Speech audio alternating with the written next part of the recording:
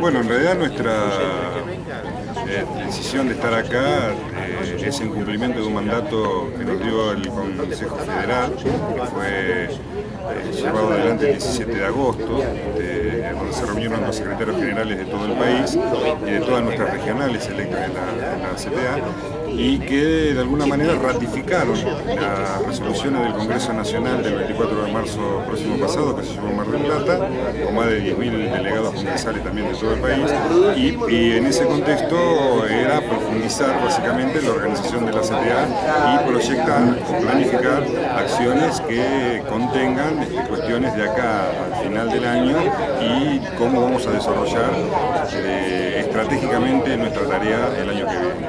En ese contexto, bueno, ya hemos andado por varias provincias, tanto sea del NEA, como Misiones, Formosa, Chaco, Corrientes, Entre Ríos, Córdoba, Santa Fe. Mañana vamos a estar en Mendoza y en San Luis, ya estuvimos en Chubut, en La Pampa.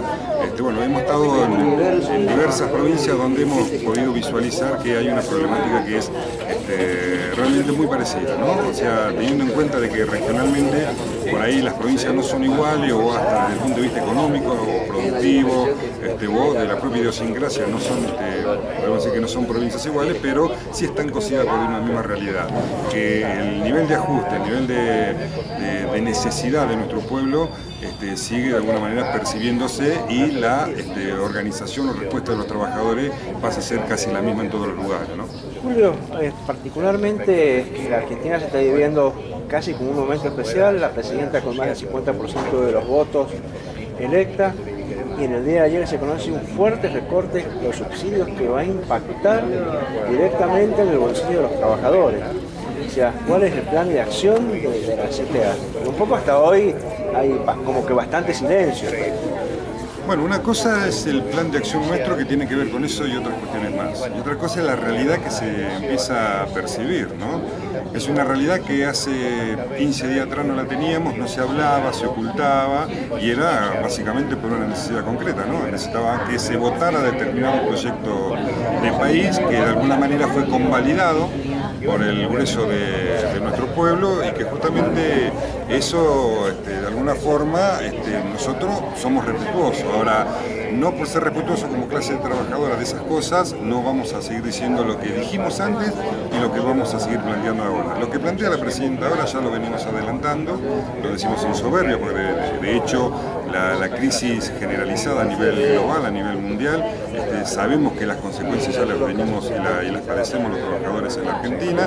Muy claro es si nos ponemos a poder constatar esto solamente con la relación Mercosur, Brasil-Argentina, donde en Brasil se le genera algún tipo de desfasaje económico, cierran las empresas automotrices en Argentina y dejan trabajadores cesantes o despedidos directamente, o así las textiles, o así alguna que otra empresa de autopartista. O sea, nosotros sufrimos básicamente las consecuencias de las relaciones internacionales con otros países, tanto en el Mercosur como con aquello que tiene que ver con la relación internacional con China u otros países europeos. O sea, el proceso de crisis mundial nos va a tocar, y de hecho ya nos está tocando. Lo que plantean ahora en materia de reacomodamiento de subsidios y demás tiene que ver con eso, tiene que ver con que la crisis que se viene, se avecina, la vamos a volver a pagar los trabajadores, y por eso la necesidad de que la central se profundice su organización y se pare de frente a los problemas que se van a suscitar para nuestro pueblo. ¿Ustedes tienen algo para sugerir en cuanto al tema económico? ¿Alguna propuesta a través de Genaro, que es o a ser diputado nacional? Propuestas de materia económica son variadas y diversas, pero en esta situación de crisis creemos básicamente que las cuestiones más concretas que hay ya se tendrían que haber hecho, y tienen que ver en materia de distribución o redistribución de lo que hoy tenemos como Producto Bruto Interno. Cómo se tiene que dar, cómo se tiene que ejercer la distribución de esa riqueza hacia nuestro pueblo, pero particularmente quiénes son los que tienen que aportar más a las cuestiones que hacen posible que las necesidades de nuestro pueblo sean saldadas. Y no tienen que ser los propios trabajadores. O sea, tiene que empezar a inclinarse la balanza para los sectores que mayor capacidad de generación de riqueza tienen y de contención y de apropiación de esa riqueza tienen, y por ende necesitamos que se haga una reforma impositiva clara y concreta. Necesitamos que los aportes patronales se vuelvan a restituir, que no se siga pagando con el ANSES, que plata de los trabajadores, lo que se dice que hoy es universal en materia de subsidio, como puede ser la asignación universal a nuestros pibes, que no es universal porque deja 5 millones de pibes afuera de esta asignación. O sea, todo aquello, o el 82% móvil de los jubilados, que también esta fórmula o esta polinómica que el gobierno utiliza y que no es el 82, que en algún momento salió como propuesta de ley, sigue siendo de alguna manera financiada con los aportes de los propios trabajadores. Ante todo lo que tenía que ver con nuestra cuestión social, con nuestra posibilidad de vivir más dignamente desde el punto de vista social, era producto de que había una distribución muchísimo más desde el aporte de los sectores de mayor posibilidad de poder crear, los sectores económicos o de poder. Julio, ¿volvemos al 2001?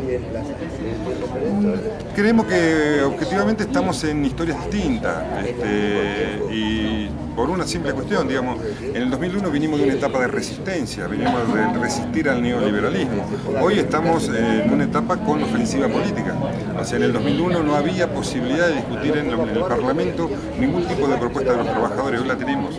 O sea, hoy en esta polarización que se generó entre el 50 y pico % al proyecto que ya viene teniendo la presidenta, digamos, en materia de conducción política en este país, también hay, o se vislumbra en el horizonte, que hay alternativas en lo que acá se denomina oposición, que creemos que no es la oposición tradicional, pero hay alternativas donde el pueblo ve y empieza a entender que se puede empezar a expresar cuestiones organizadas dentro de lo que es el Parlamento para que las cosas lleguen de otra manera y con fuerza organizada.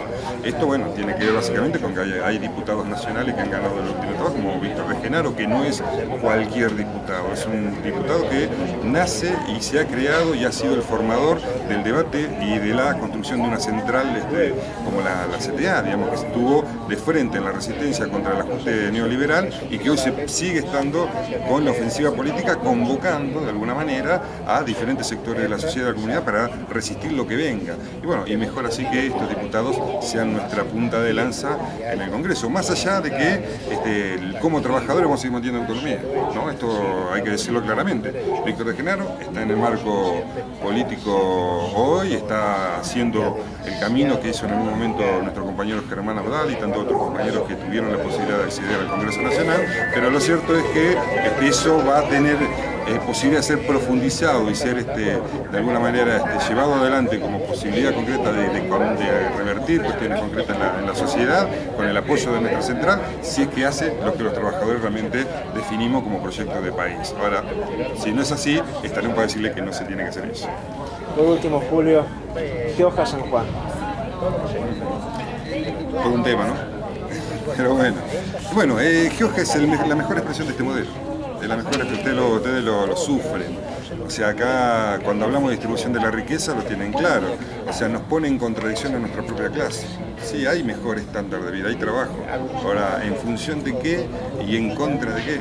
O sea, que nosotros estemos hipotecando y condicionando nuestro futuro a la indigencia y a las enfermedades que se avecinan por el modelo extractivo instalado en San Juan como en tantas otras provincias de nuestro país, no es cualquier cosa. Que atentemos permanentemente contra el medio ambiente, que no resolvamos los problemas de base que es el hambre de nuestro pueblo, muy cercano, digamos, acá a la ciudad de San Juan, que con esta cuestión de decir, bueno, pero esto trae trabajo, pero no se dice que también trae enfermedad.